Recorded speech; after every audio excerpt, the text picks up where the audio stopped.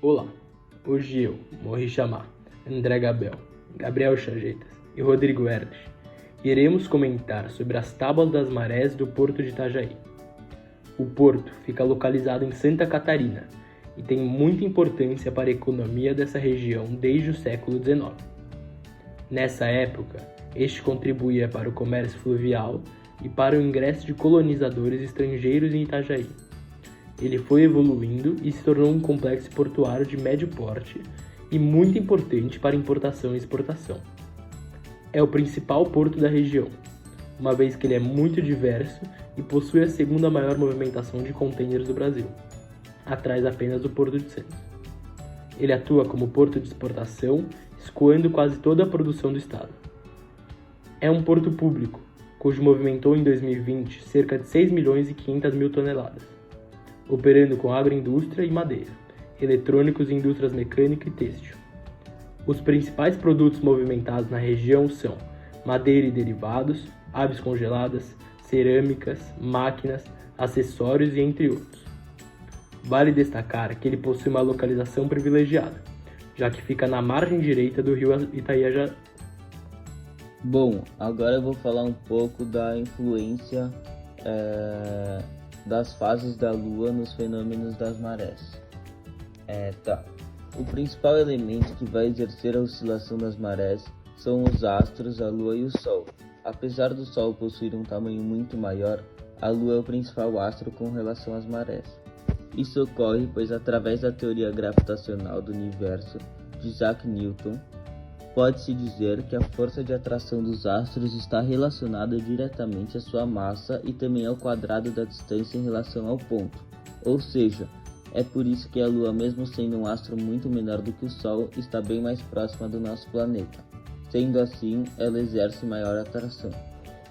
Dessa maneira, o principal elemento que vai gerar essa amplitude da maré é a Lua. Além disso, a posição que a Lua está em relação à Terra vai gerar uma fase dela.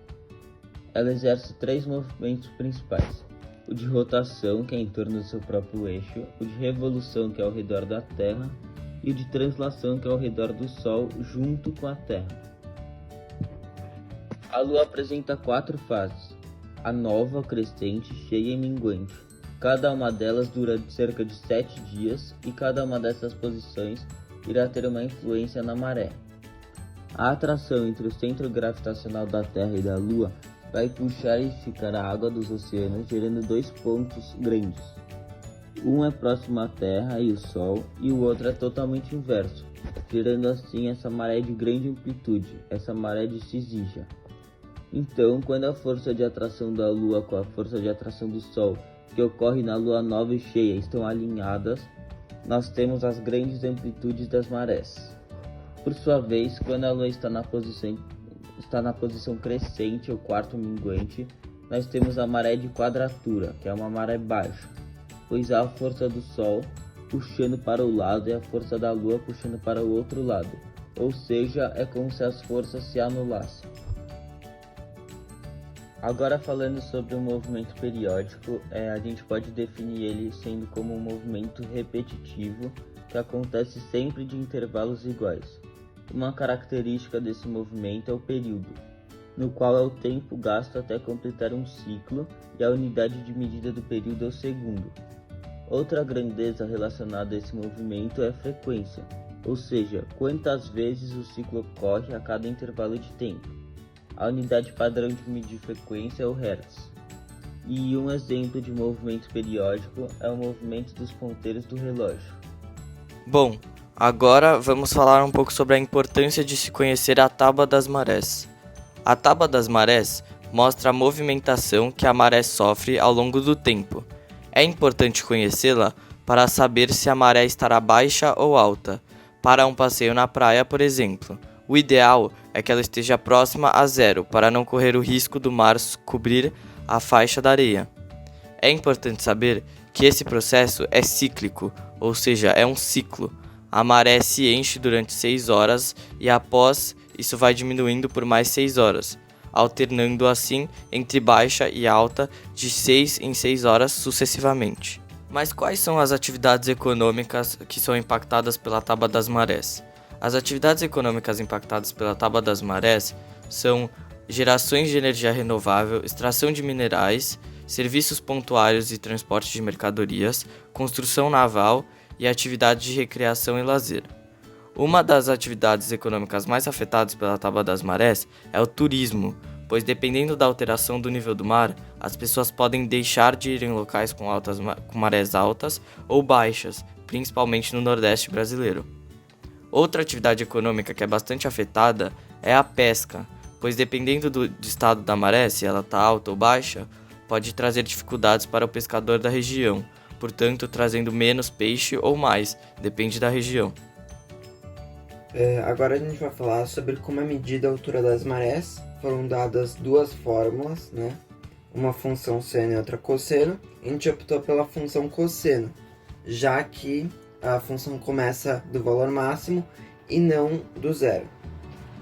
A gente pegou um período de 3 dias do porto de Itajaí, em que a gente percebeu que os valores de maré alta eram quase sempre 1,2 e os de maré baixa 0,2. Com isso a gente fez uma média aritmética entre as marés altas, obtendo 1,16, e uma média aritmética entre as marés baixas, obtendo 0,2. Com isso, a gente descobriu a imagem dessa função, que é 0,2 e 1,16. Com isso, a gente também consegue descobrir o B. O B é o número que multiplica o cosseno, ou seja, a amplitude. Para calcular a amplitude, deve-se fazer o valor máximo menos o valor mínimo dividido por 2. Ou seja, o B vai ser 1,16, que é o valor máximo, menos 0,2 sobre 2. Isso vai dar 0,48. Sabemos que também os períodos de maré baixa se repetem de 12 em 12 horas, assim como os períodos de maré alta, que também se repetem de 12 em 12 horas. Com isso, o período dessa função é 12. Com o período, a gente consegue usar a fórmula período igual a 2π sobre w e descobrir o w, que também está na fórmula. Substituindo p por 12, a gente descobre que w é igual a π sobre 6. Substituindo todos os valores que temos na função, podemos descobrir o a. A função fica da seguinte forma. O y, que é a altura das marés, a gente substituiu pela maré alta, ou seja, pelo valor máximo, que é 1,16. E o tempo a gente substituiu por 0, porque a maré alta ela começa logo na primeira medição, logo no primeiro horário, certo? 2 horas da manhã, que é o primeiro horário do dia 5, ela já era maré alta. Então, tempo igual a 0. Então, ficou 1,16 igual a mais 0,48 vezes cosseno de π sobre 6 vezes 0. Com isso, ficou 1,16 igual a mais 0,48 vezes cosseno de 0. Cosseno de 0 é 1. Então, fica 1,16 igual a mais 0,48 vezes 1. Então, o a ele vai ser 1,16 menos 0,48, já que a gente vai passar o 0,48 para o outro lado, subtraindo. E com isso, a vai ser 0,68. Depois disso, a gente substituiu t por 12 e manteve o mesmo valor de y. Por quê?